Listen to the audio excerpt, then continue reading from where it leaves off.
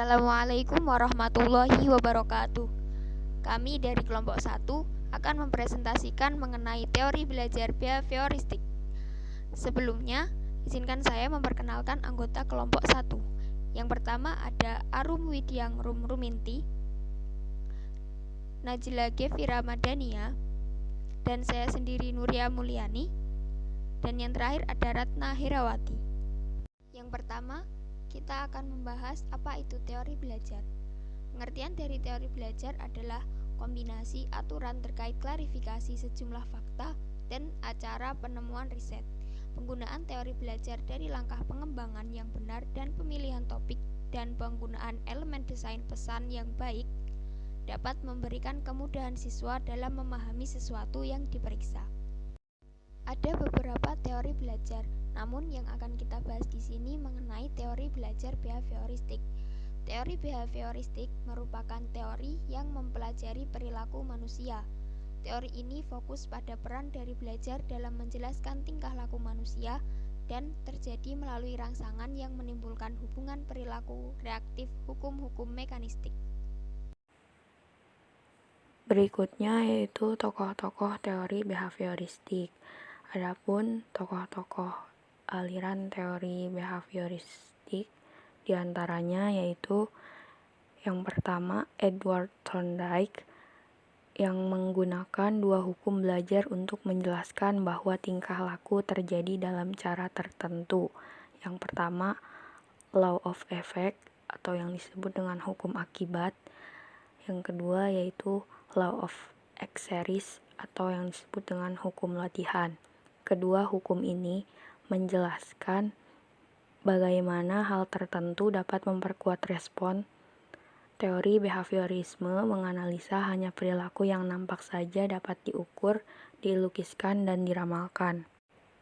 Yang kedua yaitu Ivan Petrovich Pavlov yang mengemukakan bahwa semua pembelajaran berkenaan dengan pengondisian klasik karena respon atau tingkah laku organisme dapat dikondisikan dan organisme bisa memiliki respon tertentu melalui pembelajaran. Yang ketiga yaitu ada John Brodus Watson. Beliau dikenal sebagai bapak behaviorisme karena memperkenalkan prinsip-prinsip belajar baru yang bertolak dari hubungan stimulus-respon.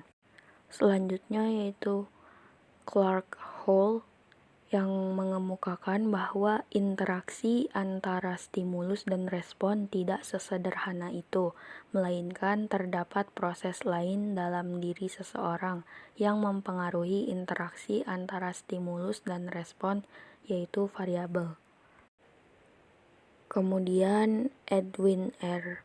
Guthrie yang mengemukakan bahwa peningkatan hasil belajar bukanlah hasil berbagai respon yang kompleks terhadap berbagai stimulus, melainkan karena dekatnya asosiasi antara stimulus dengan respon yang dibutuhkan. Selanjutnya yang terakhir yaitu Burrhus Frederick Skinner yang mengemukakan bahwa setiap stimulus yang diberikan saling berinteraksi satu dengan yang lainnya dan interaksi ini mempengaruhi adanya respon yang dihasilkan.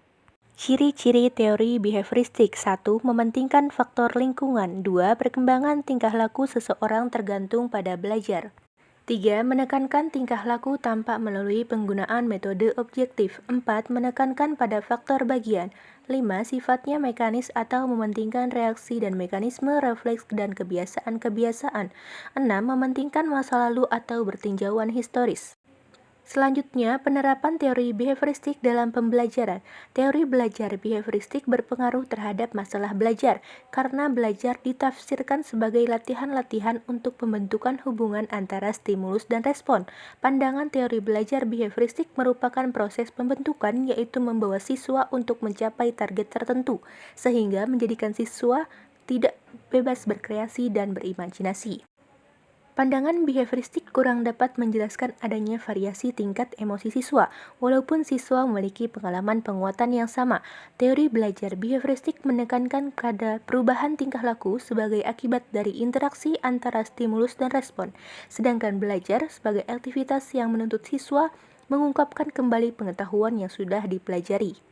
Menurut Mukiman, beberapa prinsip tersebut yaitu 1. Belajar adalah perubahan tingkah laku. 2. Belajar adalah adanya stimulus dan respon karena hal ini yang dapat diamati. 3. Penguatan merupakan faktor penting dalam belajar. Baiklah, di sini saya akan melanjutkan presentasi kelebihan dan kekurangan teori belajar behavioristik. Yang pertama, guru menjadi jeli dan peka. Di sini guru diwajibkan untuk menjadi peka dan jeli terhadap situasi dan kondisi belajar. 2. Cocok untuk memperoleh kemampuan yang dibutuhkan untuk kehidupan sehari-hari atau sebagai kebutuhan di kehidupan biasanya, karena mengandung unsur-unsur kecepatan, spontanitas, kelenturan, refleksi, daya tahan, dan sebagainya. 3. Murid menjadi terbiasa dan mandiri. Karena di sini murid dibiasakan untuk belajar mandiri dan guru tidak banyak memberikan ceramah. 4. Cocok diterapkan untuk anak-anak yang masih membutuhkan orang dewasa. Selanjutnya, kekurangan teori belajar behavioristik. Yang pertama, memandang belajar sebagai kegiatan yang dialami langsung. Padahal sebenarnya, belajar adalah kegiatan sistem syaraf manusia yang tidak terlihat kecuali melalui gejala.